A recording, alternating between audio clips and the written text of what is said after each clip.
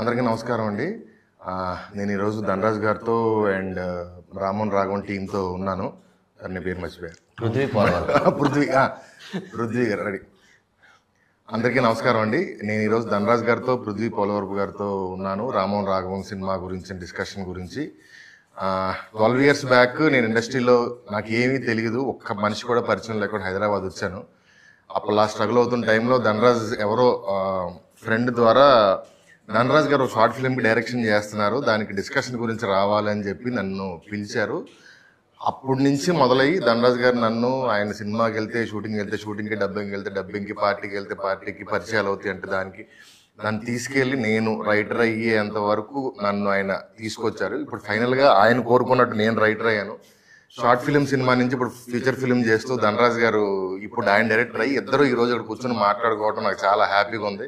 First of all congrats అన్న. Thank you. నేను ఇక్కడ షార్ట్ ఫిలిం నుంచి ఫీచర్ ఫిలిం వరకు రావడం, మీతో మాట్లాడటం నిజంగా చాలా హ్యాపీగా ఉంది. నాకు చాలా హ్యాపీగా ఉంది. అంటే ఏంటంటే బేసిక్గా నువ్వు ఈ స్థాయికి వస్తావని నేను ఆ రోజు అనుకోలేదు. అంటే ఇంకా పెద్ద స్థాయికి వెళ్తావా అది కూడా ఏమనుకోలేదు. కానీ నీలో ఉన్న టాలెంటే ఆ పరిచయాలని ఆ ప్రమోషన్ చేసుకొని నీలో ఉన్న టాలెంటే ఈరోజు వరకు ఈ స్థాయికి రావడానికి కారణమే తప్ప మేమందరం ఏంటంటే ఆ కంకర్ రోడ్డు మీదకి వెళ్ళకు గుచ్చుకుంటాయని మాత్రం చెప్పి కార్ రోడ్ వేసుకుంది మాత్రం నువ్వే. చాలా హ్యాపీగా ఉంది ప్రస్తుతం. ఎందుకంటే ఆ రోజే నీ టాలెంట్ నేను చూశాను. ఇంట్లో ఎలా చూశానంటే అప్పటికే నేను ముదురని నేను ఫీల్ అవుతున్న టైంలో నువ్వు వచ్చి అలా కాదన్నా అందులో ఉన్న ప్రాబ్లమ్స్ ఏంటో నువ్వు చెప్పావు. అప్పుడు నాకేమనిపించిందంటే అప్పటికి ఇంకా నేను ప్రొడ్యూస్ కూడా ఏం చేయలేదు, నిర్మాత అవ్వాలని ఆలోచన లేదు. అప్పుడు మనం ఒక కాన్సెప్ట్ అనుకున్నాం, అవును, ఒక పెద్ద చెస్ బోర్డు మీద నల్ల కలరు ఇది పెట్టి ఒక సెట్ వేద్దామని కూడా రాసుకుందాం అని అనుకున్నాం. ఆ తర్వాత నువ్వు మెల్లిమెల్లిగా సినిమాల్లోకి వెళ్ళావు. కానీ ఎప్పుడు కూడా నీకు నాకు ఉన్న కామన్ ఫ్రెండ్స్ అడిగితే నీ పేరు చెప్పకుండా అయితే ప్రసన్న బెజవాడ వేరే టాపిక్ చెప్పడు అనే నాకు చెప్పారు. అది గుర్తుంచుకోవడం నాకు ముందు ఆనందంగా ఉంది. కొంతమంది అలా గుర్తుంచుకొని చెప్తూ ఉంటే చాలా హ్యాపీ. గుర్తుంచుకొని కాదండి, అసలు ఏం లేదు. నేను జీరో అంటే నాకు నిజంగా చెప్తాను, హైదరాబాద్లో నాకు ఒక్క మనిషి కూడా పరిచయం లేడు. సినిమా ఇండస్ట్రీ సంగతి పక్కన పెట్టండి. అలాంటిది ఏలు పట్టుకుని చేయి పట్టుకొని తీసుకెళ్ళి నేను ఇదే ఇంటర్వ్యూ హాల్లో కూర్చుని వేరే శివగారితో చెప్పాను, నేను ఇండస్ట్రీ మొత్తాన్ని ధనరాజ్ గారి కళ్ళతోనే చూశాను నేను అని చూసాను ఇంటర్వ్యూ. సో అది నాకు అదొకటి అడుగుదాం అనుకున్నాను. అసలు మీకు ఈ హెల్పింగ్ నేచర్ ఏంటి, అసలు ఏంటి వ్యాధి ఏంటి మీకు? నువ్వు ఒక ఫంక్షన్లో ఒక విషయం చెప్పావు, నా ప్రీవియస్ బుజ్జిలారా స్టేజ్ మీద ఒక విషయం చెప్పావు. అది ఎంతమంది నాకు ఫోన్ చేశారంటే ఆ సామాన్లు ఇంకా ప్రసన్న బెజవాడ దగ్గర ఉన్నాయనే విషయం, ఇచ్చానని విషయం, ఉన్నాయని విషయం నువ్వు చెప్పాక తెలిసింది. నేను ఇచ్చిన విషయం నేనే మర్చిపోయాను. అంటే అది సహాయం చేయాలని చేయలేదు, నా దగ్గర ఉంది కాబట్టి, నీ దగ్గర ఆ టైంలో లేదు కాబట్టి చేసింది సహాయం అని పెద్ద పేరు పెట్టేశాం కదా మనం. బట్ మనుషులు నచ్చాలిగా. అదే ముందు ఆ వ్యక్తి ఎదుగుతాడని ఒక నమ్మకం ఉన్నప్పుడే మనం ఇప్పుడు ఈ సినిమా నేను బాగా డైరెక్షన్ చేయగలను, బాగా నటించగలను అన్నప్పుడు నా మీద డబ్బులు ఈయన ఖర్చు పెట్టాడు. లేకపోతే ఏదో సినిమా ఖర్చు పెట్టారు. అలాగే ప్రతిదానికి ఒక ఇన్సిడెంటే. నేను మీ నాన్నగారు వచ్చినప్పుడు అంటే నువ్వు బాగా చదువుకున్నావు, నీ చదువుకి ఖచ్చితంగా ఒక ₹1,00,000 శాలరీ సంపాదించుకుంటావు అప్పట్లోనే. అలాంటి టైంలో మీ నాన్నగారు వచ్చి నన్ను అన్నారు, ఓ మాట అన్నారు. ఆయన ఏంటంటే తండ్రి స్థానంలో ఉంది అన్నారు. మా సినిమా కూడా తండ్రి కొడుకు సినిమా కాబట్టి ఆ తండ్రి చెప్తున్నాను. మా వాడు ఏం చదివాడో తెలుసా అంటే తెలియదండి అంటే అదేదో చెప్పాడు, అది కూడా తెలియదండి. అది జీవితం నాశనం అయిపోతుంది, ఇట్లా సినిమా అని తిరుగుతున్నారు, వీళ్ళ తర్వాత తమ్ముడు ఉన్నాడు, ఇవన్నీ చెప్పారు. నేను ఆ రోజు మరి ఓవర్ కాన్ఫిడెంట్గా చెప్పానా లేకపోతే ఏంటో తెలియదు, కానీ మీ వాడు ఇక్కడ ₹1,00,00,000 పైన రైటరు డైరెక్టర్ అవుతాడు చూడండి, అంత టాలెంట్ ఉంది, నేను నమ్మాను, మీరు నమ్మండి అన్నా. ఆ ఒక్క మాటకి సరే చూస్తాను, ఒక 6 నెలలు అవ్వకపోతే ఇంక ఇంటికి వచ్చేయమన్నాడు. ఇంటికి వచ్చేయమన్న అతన్ని హైదరాబాద్ ఇల్లు కట్టి నువ్వే రప్పించేసుకున్నావు. థ్యాంక్స్ ప్రసన్న. సరే ఇంకా మనం పరిచయాలు ఇవన్నీ పక్కన పెడితే మజాకా మీది 26వ తారీఖు రిలీజ్ అవుతుంది. ఇది 5వ సినిమా మీ ఇద్దరు కాంబోలో. అన్ని సినిమాలు హిట్లు కొట్టేశారు, ఇది కూడా ఖచ్చితంగా హిట్ అవుద్ది, అవ్వాలి. ఎందుకంటే నా ఫ్రెండ్ రండా రాజేష్ కూడా ఉన్నాడు, సందీప్ కిషన్ కూడా హ్యాపీనింగ్. మన బ్యాచులర్ సాంగ్ చూశాను, టీజర్ చూశాను, చాలా బాగుంది. ఎందుకంటే నీ పెన్నులోనే తెలియకుండా నవ్వు ఉంటుంది, అది నువ్వు ఎలాగ నీ దగ్గర నేర్చుకుంది. నా దగ్గర నేర్చుకోవడం అనేం కాదు, కానీ నీ దగ్గర ఉంది, నా దగ్గర అని చెప్తున్నావు అంతే. లేదు ఇంకోటి చెప్తా, నేను డైరెక్టర్ అవుదామని వచ్చి ఏదో చేద్దామని తిరుగుతుంటే ఆయనే నాకు ఒకరోజు ప్రసన్న పలానా సినిమాలో ఒక కామెడీ ట్రాక్ అడిగారు, నువ్వు రాయమన్నా. నేను రాయడం ఏంటన్నా, నాకు రాకే, నా కథ వేరే వాళ్ళతో రాయించుకున్నానంటే ఏదో ఒకటి పని వచ్చింది కదా, సినిమా నుంచి పని వచ్చినప్పుడు మనం కాదనకూడదు, అసలు ఏదో వస్తుందో ఫస్ట్ నువ్వు ట్రై చేయన్నారు. అవును. ఆ ఫస్ట్ ట్రై చేసింది నాకు ఇంకా గుర్తుంది. మీకు ఇంటి దగ్గర వినిపించాను, మీరు విపరీతంగా హ్యాపీ ఫీల్ అయ్యారు. నెక్స్ట్ డే నేను జబర్దస్త్ షూటింగ్ వస్తే మీరు అప్పటికే వేణుకి, చంద్ర గారికి వీళ్ళందరూ చెప్పారు. అందరూ వచ్చి ఒకళ్ళ తర్వాత ఒకళ్ళు వచ్చి అందరూ అప్రిషియేట్ చేస్తారు. ఇదేనా రైటింగ్ అంటే అది నన్ను రైటర్ గా ఇనిషియేట్ చేసింది కూడా మీరే. అది నీకు గుర్తుంది. బట్ ఇది నీకు గుర్తుందో లేదో, ఒకరోజు ఒక పెద్ద హీరో నాకు ఫోన్ చేసి నీ దగ్గర ఒక మంచి రైటరు కావాలి ఉన్నారన్నావు అంటే, అవును చాలా బాగా రాస్తాడు అంటే, ఒక సినిమా అనుకుంటున్నాము, ఆ పేరు చెప్పండి అని అంటే, నువ్వు వెళ్ళాలా రాయాలా అని వెళ్ళావు. వెళ్ళి అక్కడికి వెళ్ళి నీకేదో ఎక్కలేదు అది కదా. నీకేదో ఎక్కకపోతే నువ్వు వచ్చి అన్న నాకు అది ఎక్కలేదు, అదేదో ఎలాగో ఉంది కాదు, అది పెద్ద హీరో, ముందు నువ్వు ట్రై చేయి బాగుంటుంది అంటే అప్పుడు నువ్వు రాశావు. అది మంచి హిట్ సినిమా అయింది. తర్వాత అందులో నీది ఎంత ఉంది ఏంటనేది పక్కన పెడితే అయింది, గుర్తుంది. తర్వాత దళం సినిమాకి జీవన్ నువ్వు బుల్లెట్ మీద డైలాగ్ రాసింది నాకు ఎన్నిసార్లు చెప్పాడంటే, మొన్న కూడా కలిసినప్పుడు చెప్పాడు. ఈ రోజు ఇతను ఈ స్థానంలో ఉన్నాడని అందరికి తెలుసు, కానీ ఆ రోజే అర్థమైంది అతను డైలాగ్స్ విలువేంటో అని. ఎందుకంటే అప్పటికప్పుడు చెప్పినాయి. లొకేషన్ లో చదువుతుంటే కూడా ఆ హీరో క్యారెక్టర్ చెప్తూ ఉంటే నవీన్ చంద్ర ఇలా ఉన్నాయండి మావిడ రాసింది, నేను మళ్ళీ రాయలేదు అలాంటి డైలాగ్ ఇప్పుడు. అంటే అంత కమర్షియల్ సినిమాలలో నువ్వు కామెడీ ఎంటర్టైన్మెంట్ చేసుకుంటున్నావు కాబట్టి ఇది ఒకవేళ ఆ సినిమా వస్తే అంతే సినిమా బట్టే ఎస్ అది మజాగా వస్తుంది 26 డెఫినెట్ గా ఆ సినిమా బాగుండాలి. మేము కొంచెం 4 రోజుల ముందు 5 రోజులు ఫిబ్రవరి 21 మీరు వస్తున్నారు. అయితే నాకు ఒకటి ఏంటంటే, మీరు యాక్టింగ్ చేస్తుంటారు, సడన్ గా మధ్యలో ప్రొడ్యూసర్ అంటారు, మళ్ళీ మధ్యలో సడన్ గా డైరెక్టర్ అంటారు, ఎందుకు అలాగే ఉండి అటు ఇటు షిఫ్ట్ అవుతుంటారు? దీని ఏదో పెద్ద నేరం చేసినట్టు. అంటే ఏం లేదు ప్రసన్న, నాకున్న చదువుకి, నేను చదివిన 9వ తరగతి 10వ తరగతి మధ్యలో చదువుకి నాకు వేరే జాబ్ రాదు ప్రసన్న. నేను కమెడీని అయిపోదామని ఇండస్ట్రీకి వచ్చాను చెప్తే చాలా పెద్ద అబద్ధం. ఎందుకంటున్నానంటే 80s లో పుట్టిన వాళ్ళు ఎవరు కూడా చిరంజీవి గారి ఫ్యాన్ కాదంటే ఎంత పెద్ద అబద్ధమో ఇది కూడా అబద్ధం అవుతుంది. నేను హీరో అవుదాం అనుకున్నాను ప్రసన్న. ఎక్కడో మనం కమెడియన్గా జనాలు నన్ను ఆదరిస్తున్నా, ఎక్కడో తెలియకుండా మైండ్ సెట్లో మనం వచ్చింది అది కదా, ఒకటి చేసేద్దాం అనుకుని నేను అలా దాన్ని నెరవేర్చుకోవడం కోసం వచ్చిన ఆపర్చునిటీని వినియోగించుకున్నాను. అవి ఆడలేదు, రైట్ కథలు ఎంచుకునే ఆ మైండ్ సెట్ అప్పుడు నాకు లేదు, ఏదో జరిగిపోయింది. అలా కొంత డ్యామేజ్ కూడా నాకు అయింది. అయినా కూడా నీలాంటి వాళ్ళు ఎవరో గుర్తించి లేదన్నా నువ్వు రైట్ ట్రాక్లోకి వెళ్ళాలి, నువ్వు తప్పిపోయావని చెప్పి మంచి క్యారెక్టర్ రాసి మళ్ళీ చేశాను. నేను ఎందుకు ప్రొడ్యూసర్ అవ్వాలనుకుంటున్నాను అంటే దానికి ఒక బలమైన కారణం. మన లక్ష్మీ మంచి గారిది పిలవని పేరెంట్ అనే ఒక సినిమా నాకు ఓపెనింగ్ అయ్యి అదే రోజు ఆగిపోయింది. ఆ సినిమా జరగలేదు. చాలా హోప్స్ పెట్టుకున్నాను నేను ఇండస్ట్రీ నుంచి. అప్పటికే చాలా ఆవిడ పెద్ద యాక్టర్స్, ఆవిడ పక్కన ఆవిడ యాక్సెప్ట్ చేసింది నన్ను అన్నప్పుడే నాకు ఎంతో హ్యాపీ అనిపించింది. రాఘవేంద్ర గారి క్లాపు, ఇండస్ట్రీ అంతా మాట్లాడుకుంది ధనరాజు మెట్టికి ఎదిగాడని. ఆ ప్రొడ్యూసర్ గారి దగ్గర డబ్బులు లేక ఆయన ఏమనుకున్నారు, ఓపెన్ అవ్వగానే డిస్ట్రిబ్యూటర్లు డబ్బులు ఇస్తే సినిమా తీద్దాం, ఇలాంటి కొంత బ్యాచ్ వస్తారు. ఆ తర్వాత నేను ఆ కాల్స్ తట్టుకోలేకపోయాను.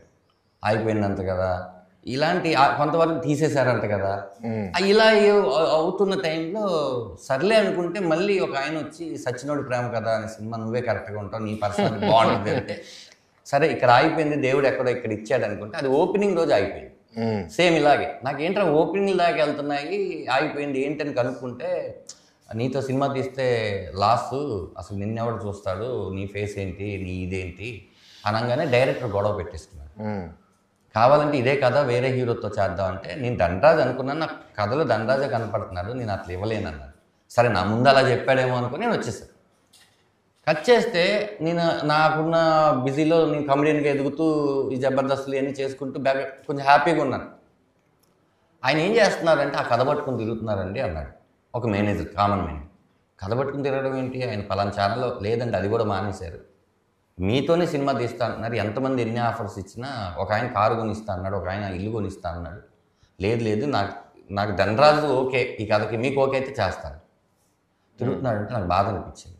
నేనేదో అలా వదిలేసి వచ్చేయంటే అప్పుడు నేను సరే మన దగ్గర కొంత అమౌంట్ ఉంది, జబర్దస్త్ చేస్తున్నాం, ఎపిసోడ్కి ఇంత వస్తుంది, చిన్న అమౌంటే కదా అని సార్ నా దగ్గర సచ్చినోడు ప్రేమ కథ తీసేంత డబ్బులు లేవు, ఇంకో కథ ఏదైనా చేద్దాం అనగానే ఒక చిన్న మినిమం బడ్జెట్ ఆయన 50 అన్నాడు, నేనే కొంచెం ఒక 80 వరకు చేద్దాం సార్ అని నా ఫ్రెండ్స్తో కలిపి అలా నేను ప్రొడ్యూస్ చేయాల్సి వచ్చింది. నేను ఎందుకు అడిగానంటే ఇప్పుడు యాక్టర్గా మీరు ఒక అమౌంట్ తీసుకుంటూ హ్యాపీగా వెళ్తుంటుంది లైఫ్. అవును, మీరు ప్రొడక్షన్ చేసినా డైరెక్షన్ చేసినా అది 1 year పాటు వచ్చేది ఆగిపోగా మనకు కొత్తదిగా రాకపోగా మళ్ళీ ఖర్చు దీని ప్లస్ ఎదురు ఖర్చు పెట్టుకొని దీని ప్లస్లు దీని మైనస్లు దాని తాలూకు లగేజ్ మన మీద పడి స్ట్రగుల్. ఎందుకంటే మా ఫాదర్ ఎలా అయితే నాకు వీడు ఇంజనీరింగ్ చేశాడు శుభ్రంగా జాబ్ చేసుకుంటే బాగుండేది అని అనుకుంటాడు, అలాగే నేను ఒక వెల్విషర్గా హ్యాపీగా లగ్జరీగా ఉండాల్సింది పోయి నేను ఎందుకు టెన్షన్ పడుతున్నాను నా పాయింట్. అందులో మీరు ఇది అవ్వాలి ఇది అవ్వకూడదు అనేది కాదు, అది ఉద్దేశం లేదు. సో ఇప్పుడు ఫైనల్ గా అది కూడా వదిలేసి ఇప్పుడు ఇందులోకి వచ్చారు. దీనికి ఏంటి రీజన్ ఏంటి, ఏం లాగింది రామన్ రాఘవంలోంచి? రామన్ రాఘవం శివప్రసాద్ యానాల్ గారిది కథ, విమానం దర్శకుడిది కథ. ఆయన నాకు 5-6 కథలు చెప్పారు, అంటే నాకని కాదు ఎలా ఉన్నాయో చెప్తాం కదా అందరికీ. చెప్పినప్పుడు నాకు ఈ కథ చాలా బాగా నచ్చేసింది. ఆఫ్టర్ విమానం తర్వాత ఇది ఆయన సెకండ్ సినిమా డైరెక్షన్ చేస్తారేమో అనుకున్నాను, కానీ ఆయన వేరే కథ ఏదో రాసుకుంటున్నారు అన్నప్పుడు సేమ్ తండ్రి కొడుకుల కథే మళ్ళీ నేను డైరెక్షన్ చేయకూడదని ఒక రూల్ పెట్టుకున్నప్పుడు నేను అడిగాను, ఇచ్చారు. ఈ క్యారెక్టరు అంటే ఎప్పుడూ వస్తాయి ప్రసన్న, అంటే కథకుడిగా నీకే ఎక్కువ తెలుసు, అన్నిసార్లు ఇలాంటి క్యారెక్టర్లు పుట్టవు. అది కాకుండా నాకు యాక్ట్ చేసుకునే స్కోప్ ఉన్నది, నన్ను నేను నిరూపించుకునే స్కోప్ ఉన్న క్యారెక్టర్ రాయడం తక్కువ. నా స్వార్థం కోసమే ఆయన అడిగాను, బట్ ఆయన ప్రేమతో నాకు ఇచ్చారు. దానికన్నా గట్స్ ఏంటంటే ఆ కథని నేనెంత నమ్మాను మా ప్రొడ్యూసర్ అంత నమ్మాను. నేను దిగడానికి కారణం ఏంటంటే దర్శకుడిగా నన్ను దింపి నేను దర్శకుడు కాదు ఈ సినిమా, నేను నటుడుగానే ఈ సినిమా చేయడానికి ఈ సంస్థతో ఒప్పించుకొని వేరే దర్శకుని పెట్టుకొని సినిమా తీద్దామనే వెళ్ళాం. అప్పుడు వాళ్ళకి ఆ ప్రశ్న నాకన్నా ఆయన అడిగితేనే కరెక్ట్గా చెప్తారు. అప్పుడు అంటే ఇది స్టోరీ డిస్కషన్స్ జరుగుతున్నాయి, వేరే వేరే డైరెక్టర్తో మనం డిస్కషన్ జరుగుతున్నప్పుడు the way Dhanraj adapted the movie, same Sivaprasad garu ఎలా అయితే బయటకు చెప్పారో సేమ్ ధనరాజ్ గారు కూడా అదే అడాప్షన్లో ఉన్నారు. సో ఎక్కడో చిన్న మిస్సింగ్ జరుగుతుంది అని అనిపించిన తర్వాత one fine day I called him, Dhanraj గారు విల్ డూ వన్ థింగ్, ఈ సినిమాకి మీరు డైరెక్టర్ అయితే మనం సినిమా చేద్దాం, లేదంటే వద్దు. దెన్ అట్ దట్ పాయింట్ ఈయన వెంటనే కూడా ఓకే చెప్పలే, అలా అంటావా, షోరా, ఓకే ఒక 2 days టైం ఇస్తావా నాకు, ఇదేంట్రా ఒక ప్రొడక్షన్ హౌస్ వచ్చి నీకు డైరెక్టర్ చేయమని అవకాశం ఇచ్చినప్పుడు మళ్ళీ 2 days, ఈ 2 days అయిన తర్వాత పృథ్వీ నువ్వు ఫోన్ చేసి అడిగిన వెంటనే నేను చేసేస్తాను అంటే నేను కరెక్టో కాదో నేను చెక్ చేసుకోవాలి. ఇప్పుడు బలగం వేణుది అప్పుడు స్టోరీ డిస్కషన్స్ ఇవన్నీ జరుగుతాయి, ఆల్రెడీ నా ఫ్రెండ్ డైరెక్టర్ అవుతున్నాడు, అప్పుడు ఇంకా రిలీజ్ అవ్వలేదు.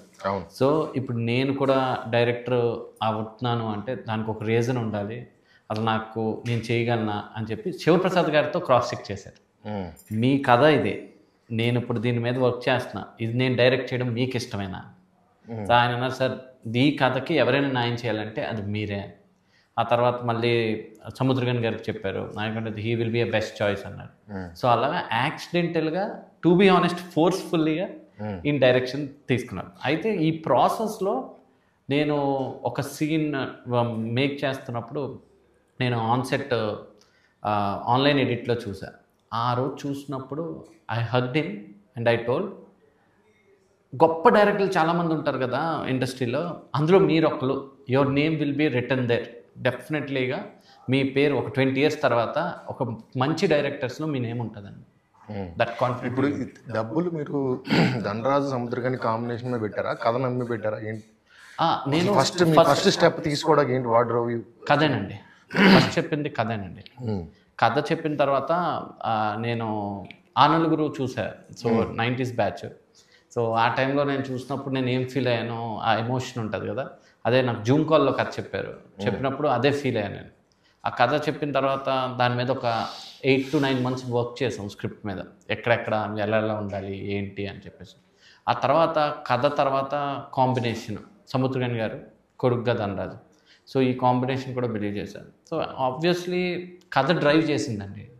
ఇప్పుడు అన్న సముద్రగన్ గారి గురించి, ఆయన ఒక స్టేచర్ డైరెక్టరు, ఆయన ఒక స్టేచర్ క్యారెక్టర్లో మహేష్ బాబు గారితో వాళ్ళతో చేస్తున్న అతను జనరల్గా మ్యాన్ ఆఫ్ ది స్టేచర్ కిందకు వచ్చి చిన్న సినిమాలు చేయడానికి ఎవరు ఒప్పుకోరు. అంటే ఈవెన్ అది ఫుల్ లెంత్ క్యారెక్టర్ అయినా టైటిల్ రోల్ అయినా సరే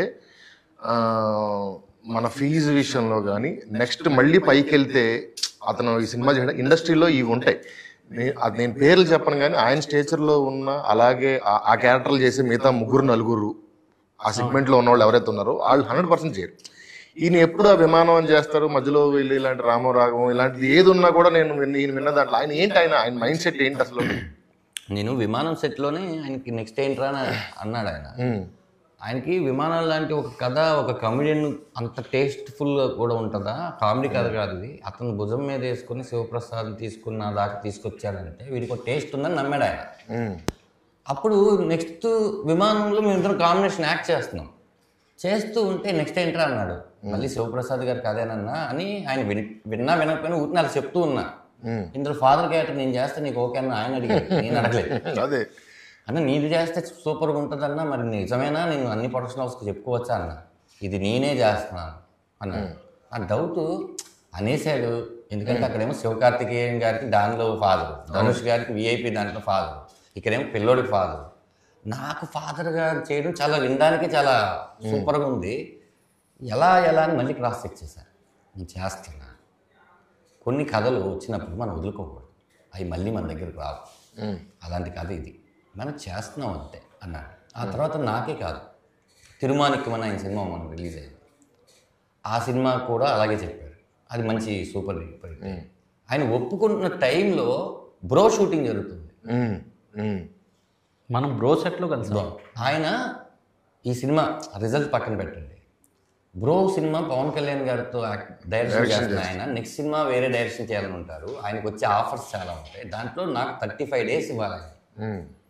ఆయన కథని ఎంత బిలీవ్ చేయకపోతే నాకు ఫాదర్గా యాక్ట్ చేయడం ఒకటి, అన్ని రోజులు పవన్ కళ్యాణ్ గారి సినిమా చేస్తున్నప్పుడు ఎవరైనా సరే అంటే అనుకున్నాం కానీ అవ్వట్లేదు బాయ్, ఇంకోటి ఏదైనా ఉంటే నేను సపోర్ట్ చేస్తా సినిమాకి, నువ్వు కానిచ్చే ఇంకెవరిని ఉంటే పట్టు. రెండోది గట్టు ఇంకోళ్ళు ఏంటంటే రెమ్యునేషన్ పెంచేస్తారు కూడా. ఫస్ట్ చెప్పిన కమిట్మెంట్ కన్నా సరే ఏదో డబ్బుల కోసం అది చెప్పేస్తే ప్రొడ్యూసర్ రాలేము, అది కూడా లేదు. మాకు ఏదైతే చెప్పారో అదే అమౌంట్ తీసుకున్నారు. అదే అమౌంట్ పక్కన పెడితే ప్రమోషన్స్కి ఇంకో 15 రోజులు కేటాయించారు.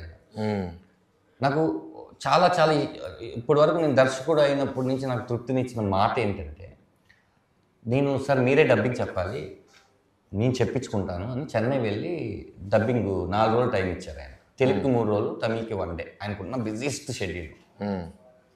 నేను వెళ్ళి డబ్బింగ్ చెప్పించాను. ఫస్ట్ హాఫ్ 2 రోజులు అయిపోయింది. ఆయన ఫ్లోలోనే చెప్తానని సినిమా చూడను. సెకండ్ హాఫ్ ఎప్పుడు చెప్తామంటే రేపు మార్నింగ్ 8:45 కల్లా వచ్చేసే అన్నారు. నేను సర్లే అని 8:30కి వెళ్ళా. సెకండ్ హాఫ్ చూస్తున్నాడు ఆయన సినిమా, తమిళ్ వెర్షన్.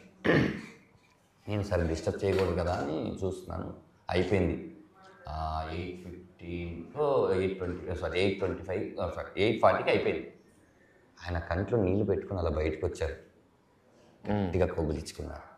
రైట్, ఇంకా నేను ఆయనకు వచ్చిన తెలుగులో ఇంకా ఈ దుష్టుడి పాత్రలు చేయండిరా, ఈ దుర్మార్గ పాత్రలు చేయండిరా, నాకు ఒక విమానం, ఒక ఇలాంటి సినిమా చాలా ఒక అప్ప, నేను అలా వెళ్ళి హ్యాపీగా ఉంటాను, ఇంకా చేయండిరా అని డబ్బింగ్ కంప్లీట్ చేసి నేను ఆఫీస్ తీసుకెళ్ళి బాలచంద్ర గారి పెద్ద ఫోటో ఉంటుంది ఆయన ఆఫీస్, కూర్చోబెట్టి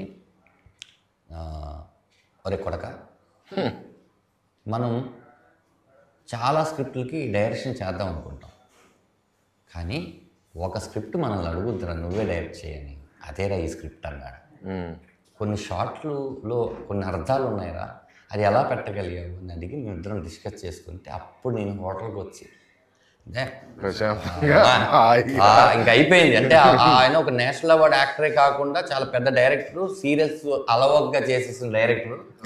ఆయన మెచ్చుకున్నారు మొదటి సినిమా డైరెక్టర్ అంటే ఇంకేం కావాలి. సినిమా అవుట్పుట్ చూసి ఇంకా నాకు అది హ్యాపీయెస్ట్ అనిపించింది. అన్నప్పుడు యాక్టర్గా ఆయన, నేను అక్కడ శంకర్ గారు చెప్తే విన్నాను, ఆయన షార్ట్లు చేస్తుంటే ఏం చేస్తున్నాడో అంత ఇంపాక్ట్ తెలియదు, కానీ ఎడిట్లో టేబుల్ మీద చూసేసరికి అది వేరే రేంజ్లో ఉంటుంది అన్నాడు. యాక్టర్గా ఏంటన్న ఆయన ఎలాగా ఆయన మరి ప్రిపేర్ అవ్వరో నేను దాని స్క్రిప్ట్ తెలుగు కాబట్టి ఆయన ప్రిపేర్ అవుతారు. తెలుగు కూడా ప్రాంప్టింగ్ లేకుండా చెప్తారు ఫస్ట్. 2 సీన్ మూడ్లో ఉంటారు. అప్పుడు మనం కామెడీ సీన్ చేస్తాం మన సినిమాలో. అవును. ఆయన మానిటర్ దగ్గరికి వచ్చి తెగ నవ్వుకొని మళ్ళీ వెళ్ళి అది అమ్మ సీన్. అవును. నేనేంట్రా ఇంత ఎంగు అని అరే నేను ఇంకా ఫుల్ ఎంటర్టైన్మెంట్ చేస్తాను నెక్స్ట్ అని. నెక్స్ట్ ఎమోషన్ సీన్లో కూడా ఆ నైట్ షూట్స్ ఈ టైంలో కూడా బయటకు వెళ్ళిన తర్వాత ఇలా ఉండేవాడు. అన్న ఏంటి అంటే మూడ్లో ఉన్నారా నేను అంటే ఆయనకి తెలియదు అది అలా ఏమైంది ఒంట్లో బాగాలేదా ఏంటి బయట చలేస్తుందా. ఆయనలో ఉన్న పెద్ద ఎక్స్ప్రెషన్ చెప్పేది ఏంటంటే బాగా నచ్చిందని మనకు అర్థం అవ్వడానికి ఇప్పుడు ఆయన ఒక శాల్వా వేసుకొని చలికాలం షూటింగ్ నేను ప్రతిరోజు మేము 6 రోజులు షూట్ చేయాలి కానీ మాకు బిహెచ్ఎల్ హౌస్ 4 రోజులే దొరికింది. అదే ఎక్స్టెన్షన్ 2 o'clock 6 o'clock అయ్యేది. మళ్ళీ ఆయన చాలు కప్పుకొని బయట క్యారవాన్ అది కూడా నైట్ ఫుల్ మస్కిటోస్లో ఇలా కూర్చొని ఉన్నాడు. అన్న ఒకసారి చూస్తారా ఆన్లైన్ అని నేను చూపించినాక పా ఎవడరా వాడు వాడికి ఎందుకురా ప్రాబ్లమ్స్ వద్దరా ఉండకూడదురా అని ఎప్పుడైనా నేను హ్యాపీగా ఉన్నప్పుడల్లా అరే వద్దరా ప్లీజ్. దీనికి తోడు ఆ కథ గురించి వాటి గురించి డిస్కషన్ చేస్తుంటే వేరే సెట్లో ఆయన హనుమాన్ షూటింగ్లో ఉన్నారు విభూషణ్ గెటప్లో ఉంటే ఎవరో ఒక ఆర్టిస్ట్ వచ్చేసి సార్ రామం కథ ఉంది ఎవరు రావాలి నాకు ఫోన్ చేస్తారు. మేము క్రాస్ చెక్ చేసుకోవడం కోసం కొంతమంది రివ్యూ రైటర్స్కి పేరు వద్దు సినిమా చేసాం. వాళ్ళు సినిమా చూసి పెద్ద పెద్ద ప్రొడక్షన్ హౌస్కి వాళ్ళు ఫోన్ చేసి చెప్పారు ఈ సినిమా మీరు తీసుకోండి ఖచ్చితంగా ఇప్పుడు మీకు చిన్న సినిమాలా కనపడుతుంది వన్స్ థియేటర్కి వచ్చిన తర్వాత సినిమా ఇంటికి వచ్చేస్తుంది వాళ్ళు చెప్పారు. ఈ చెప్పే ప్రాసెస్లో వాళ్ళు సముద్రగని గారికి ఫోన్ చేశారు సార్. ఫోన్ చేసి మీ కాలు పట్టుకుంటాను సార్ ఏంటన్నట్టునా నాకు మా నాన్న గుర్తుకొచ్చాడు అని చెప్పి ఏదో చెప్తే ఎవడో వాడు ఏడుస్తున్నాడు ఏంటరా నా మూడ్ డిస్టర్బ్ చేయడానికి నేను ఎక్కడున్నా కూడా కనుక్కోవట్లేదు నువ్వు ఎవరికి సినిమా చూపిస్తున్నావు ఫోన్ చేద్దాం నువ్వు అంటే. ఇంకోటి కూడా ఆయన ఈ సినిమాని ఇప్పుడు ఇక్కడ అంటే ధనరాజు గారు అందరికీ తెలుసు. ఇప్పుడు తమిళనాడు అటువైపు సో మాకేం తెలియదు సముద్రగని గారికి ఎక్కువ తెలుసు. ఎప్పుడు ఒక లాస్ట్ 10 yearsలో ఆయన ఎప్పుడు ఎవరికి ఫోన్ చేసి ఈ సినిమా బాగుంది మీరు తీసుకోండి మీరు చెయ్యండి అని చెప్పి 10 years అయిందంట ఆయన ఓన్ ప్రొడక్షన్ ఆపేసి. సో ఈ సినిమాకి మొన్న ఒక లాస్ట్ వీక్ అది కూడా నాన్నోడికి కూడా నేను ఎవరిని అడగలేదు నిజంగా అదే. సో ఇది నాదిరా ఇలాంటి సినిమాలు గెలాలి ఎప్పుడు కూడా మనం గెలుస్తాం అంటారు ఇలాంటి సినిమాలు గెలాలి అని చెప్పి చాలామందికి ఫోన్ చేసి బాలాగారు మన టీజర్ రిలీజ్కి వచ్చారు. మంచి సినిమా అన్న ఇది ఎలాంటి సినిమాలు కావాలన్నా మీరు సపోర్ట్ చేయండి అన్న అని చెప్పి అంటే అంత ownership. It's like he's also one of the producer. అలా హీ టేకెన్ కంప్లీట్లీ లైక్ ఇది మనది. అసలు అలా యాక్టర్స్ ఉంటే చాలా హ్యాపీగా ఉంటుంది. అసలు ఒకసారి అంటే నువ్వు ఆయనతో చేయలేదు ఇప్పటివరకు చేస్తావు ఎలాగో.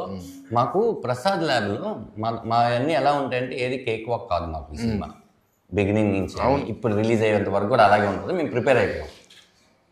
చెన్నైలో మాకు ఎవరు తెలియదు. మాకు తెలిసింది చెన్నై ఎయిర్పోర్ట్. నాకన్నా కొద్దిగా ఆ రూట్లు తెలుసు తనకు కానీ నాకు తెలియదు. మేము వెళ్ళాం అదే థియేటర్దేనా వెళ్ళిన తర్వాత ఇక్కడి నుంచి ఆర్టిస్ట్కి తీసుకుని వెళ్ళాం.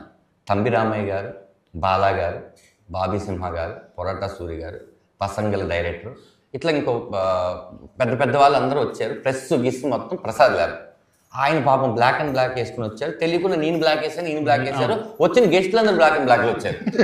సరే ఇక్కడ అలాగే వస్తానేమో అనుకున్నాం. మా తెలియదు అయిపోయింది. నేను చాలా అసలు బిగ్ స్క్రీన్ ప్రసాద్ ల్యాబ్ చెన్నైలో అసలు దర్శకుడు అవడమే గొప్ప విషయం అనుకుంటున్న టైంలో తెలుగులో తమిళ్ అది బాలాగారు వీళ్ళందరూ లాంచ్ చేయబోతున్నారని నేను అక్కడ కూర్చొని ప్రొజెక్టర్ ఆన్ చేద్దాం అనుకుంటే సార్ కేడిఎం ఓపెన్ కావట్లేదు సార్ అంటే ఫస్ట్ టైము నేను టెన్షన్ చూసాను మనలో ఏం చేయాలి ఇక్కడ కాదు అక్కడ కాదు ఇదంతా మళ్ళీ డౌన్లోడ్ చేసి మళ్ళీ ఇంకోటి చేసి ఎంత చేసాం దగ్గర 30 minutes. ఇది చెప్తా ఇది సరే కేడిఎం ఓపెన్ కాలేదు. ఈ విషయం ఎవరు చెప్తాం? ప్రొడ్యూసర్ నేను ఇక్కడ ఉన్నాం. ఏమన్నా ఒక మాట అది ఒకవేళ ఇప్పుడు ప్రాసెస్ కరెక్ట్గా స్టార్ట్ చేస్తే 1/2 hour అవుద్ది. ప్రసాద్ ల్యాబ్ నుంచి వైఫై వాళ్ళు ఉండదు కాబట్టి వాళ్ళు చెన్నైకి ఫోన్ చేయాలి కంటెంట్ ఇచ్చేయాలి.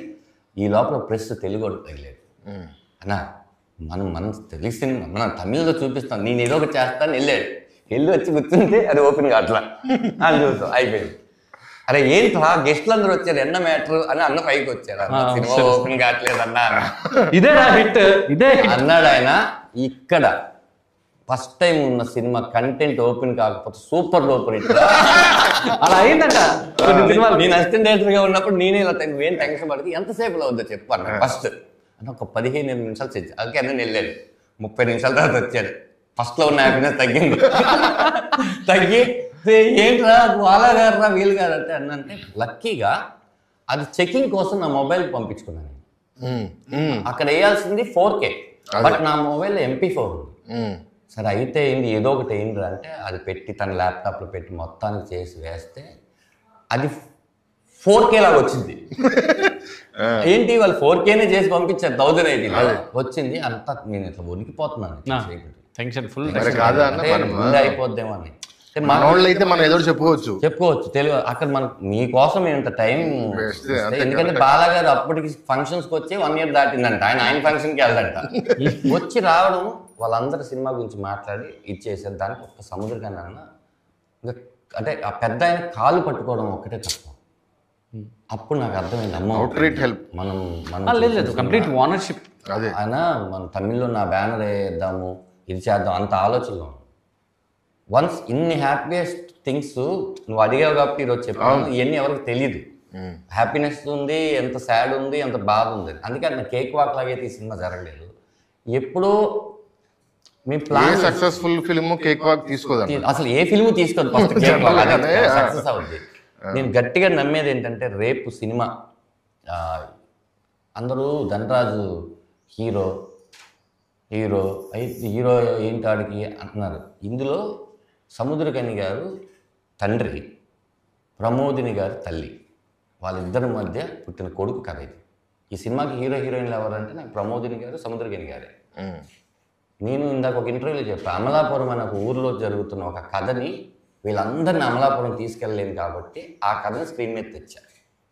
ఓకే, ఈ సినిమా చూసిన తర్వాత డెఫినెట్గా ఈ రాఘవ అనే క్యారెక్టర్ ధనరాజ్ 100% బాగా చేశాడు అని పేరు తెచ్చుకోవడం కోసం నేను అనుక్షణం డైరెక్టర్ ధనరాజ్ని తిట్టేవాడిని, నాతో బాగా చేయించాను.